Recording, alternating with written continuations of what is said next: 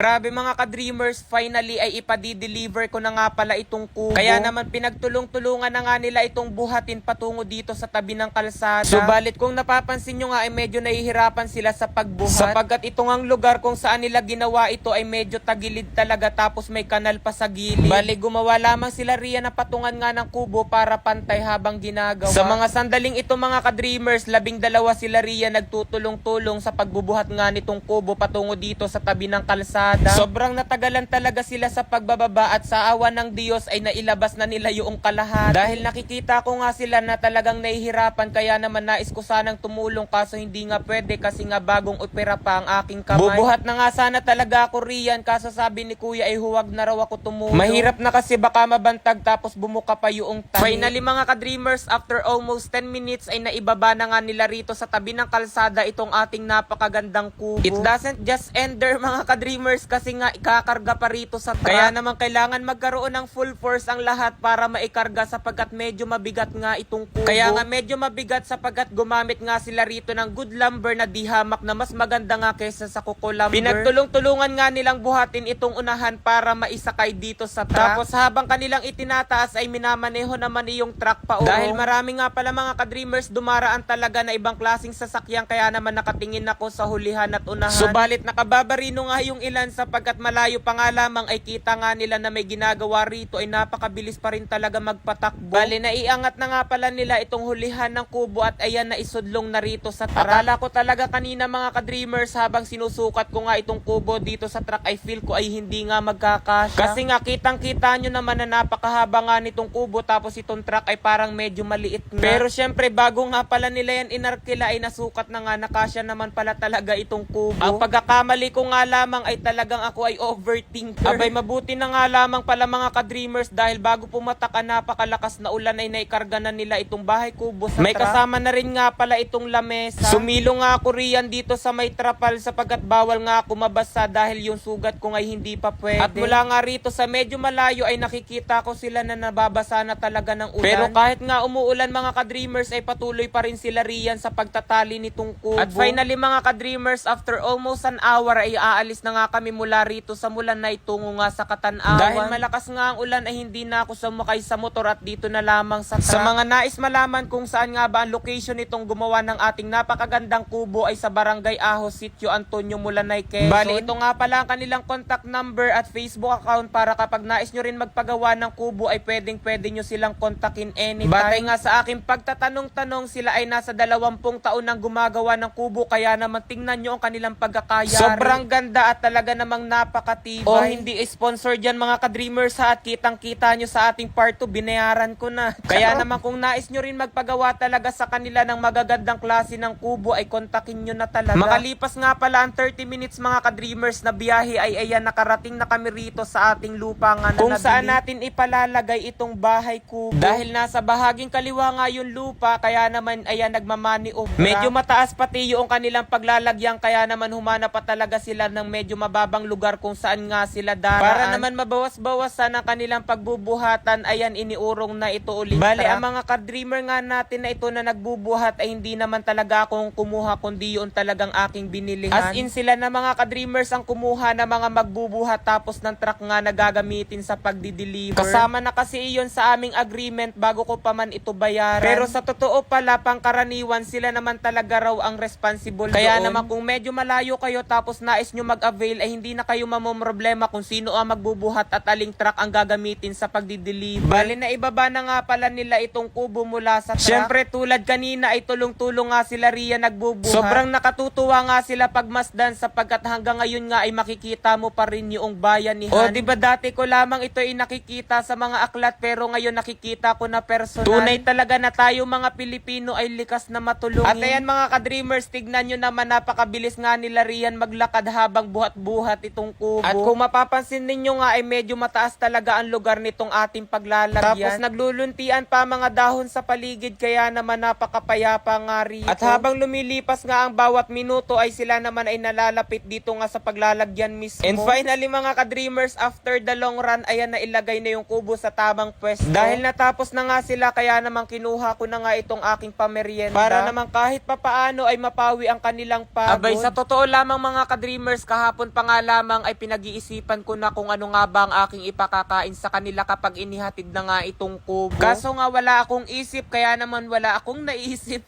Ayun, chami na lamang ang aking ipinamerienda. Lubos talaga ang aking pasasalamat dito nga sa mga nagbuhat ng aking kubo. Sapagkat kung wala nga sila ay wala magtutulong-tulong para buhatin itong aking kubo patungo nga rito sa ating lupa. Hala, babay na.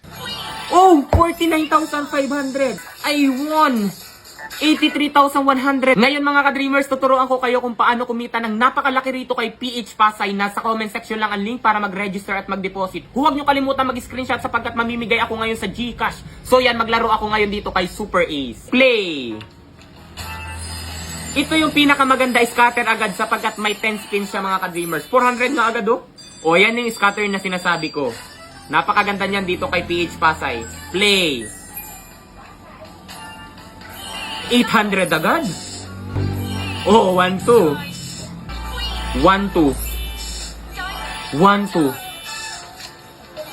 1, 2. 4,000. 2, 4. 1, 2. 2, 4. Oh, 49,500. 5,000. 10,000. 1,000. Grabe! Tingnan nyo mga ka-dreamers. Look at this. I won 83,100. Ang akin lang tinaya, 200 pesos. Oh, di ba napakadali lamang talaga kumita rito kay PH Pasay. Kaya kung nais nyo rin kumita mga ka-dreamers, nasa comment section lang ang link para mag-register at mag-deposit. Huwag kalimutan mag-screenshot at ilagay sa comment section sapagkat mamimigay ako sapagkat nanalo nga ako. Daming sapagkat pero dahil ako'y tuwang-tuwa, mag-register at mag-deposit na kayo. Yun lang.